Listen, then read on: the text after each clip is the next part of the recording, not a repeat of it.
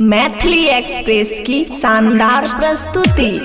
जवानी हमर तरसो तरसो, जवानी हमर तरसो तरसो, काहे छाइबा परसो। खुशी रिकॉर्डिंग स्टूडियो बलुआहा। गवना करा के सैया गेला हो विदेशवा, एको बेर हमर नहीं लेला हो खबरवा। हाँ हाँ, गवना करा के सैया गेला हो विदेशवा, एको बेर हमर नहीं लेला हो खबरवा। जवानी हमर तरसो, जवानी हमर तरसो, काहे छाइबा परसो। जवानी हमर तरसो, काहे छाइबा परसो। जवानी हमर तरसो, काहे छाइबा परसो। DJ good Madhubani, DJ good Madhubani. जवानी हमर तरसो तरसो, जवानी हमर तरसो, काहे छाइबा परसो। मिक्स बाय अमन अक्के। छोहनी दर्दा नहीं दर्द बुझै छो, कौन सौतीन के चक्कर में रहै छो। हाँ हाँ, छोहनी दर्दा नहीं दर्द बुझै छो, कौन सौतीन के चक्कर में रहै छो।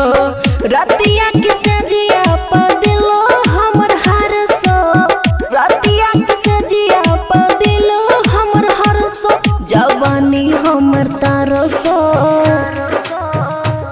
जवानी हमर तरसो, काहे छाइबा परसो। जवानी हमर तरसो, काहे छाइबा परसो। जवानी हमर तरसो, काहे छाइबा परसो। DJ good Madhubani, DJ good Madhubani, DJ good Madhubani. जवानी हमर तरसो तरसो, जवानी हमर तरसो, काहे छाइबा परसो। खुशी रिकॉर्डिंग स्टूडियो बलुआहा। राइटर अमर जित नहीं बुझै छो बतिया, अमन के संगे बिगड़ला संगतिया। राइटर अमर जित नहीं बुझै छो बतिया, अमन के संगे बिगड़ला संगतिया। नहीं तो खुशी चल जेता सैया घर सो, नहीं तो खुशी चल जेता सैया घर सो। जवानी हमर तरसो, जवानी हमर तरसो, काहे छाइबा परसो। जवानी हमर तरसो, काहे छाइबा परसो। जवानी हमर तरसो, काहे छाइबा परसो। खुशी रिकॉर्डिंग स्टूडियो बलुआहा।